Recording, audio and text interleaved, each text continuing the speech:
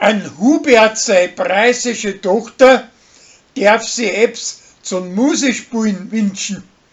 Und da sucht sie sich eine Trompeten aus. Der Michi stopft eine preisische Massiererin.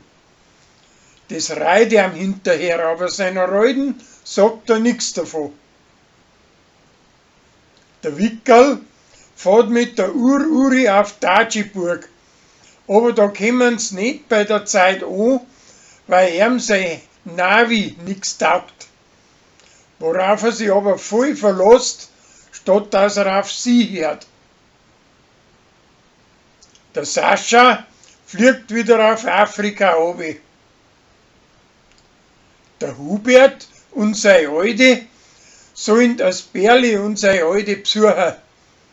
Aber mit einer Ausrede sagt er das an, weil es heißt, dass im Wirtshaus der Meiersepp auftaucht, der alte Bolzer.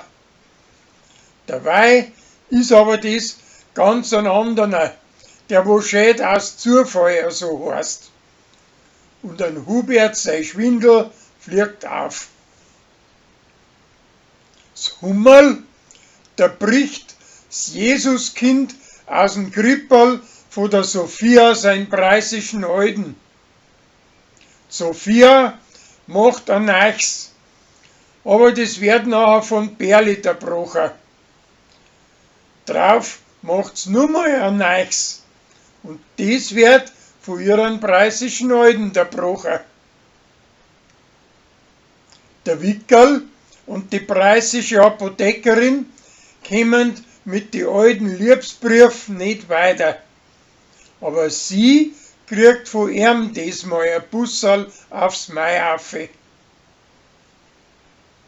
Tina lässt sie vor einem preisischen Aufleger stopfen.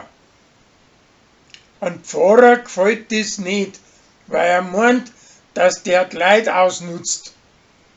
Im Netz drinnen schreiben das auch etliche Leute.